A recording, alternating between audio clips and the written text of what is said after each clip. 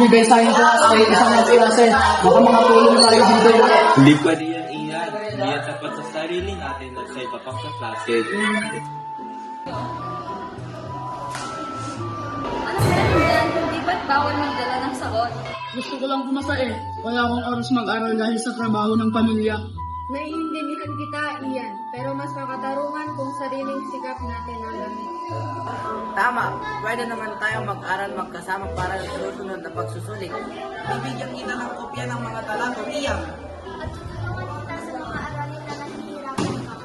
Basta tayo ay tapat sa sarili at sa iba, siguradong makakapasa tayo ng patas. Salamat sa inyo. Tama kayo. Mahayan ko na lang ang sarili kong sikap.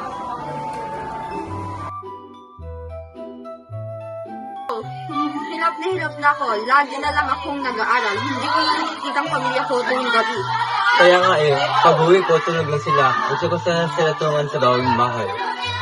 At ako, lagi akong late sa mga grupo naming gawain dahil hindi ako marunong maglaan ng oras. Baka kailangan natin gumawa ng plano para maibigay ang tamang oras sa lahat. Tama, maaari tayong mag-aral ng magkasama para hindi tayo magagastos ng oras sa bahay. Isang oras na lang tayo mag-aaral dito sa paaralan. Pagkatapos ng ating klase, uuwi na tayo sa ating mga pamilya.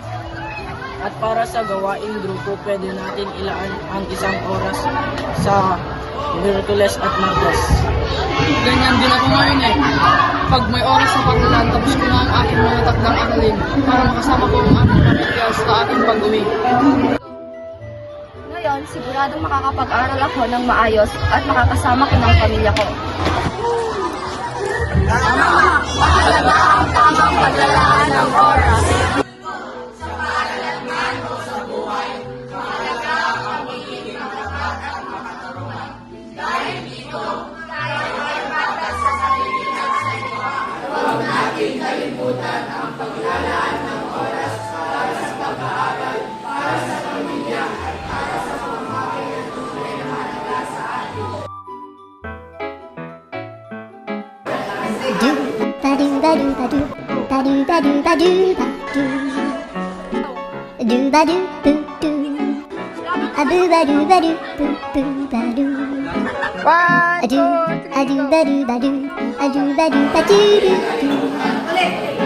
A do ba do ba do, a do ba do ba do ba do.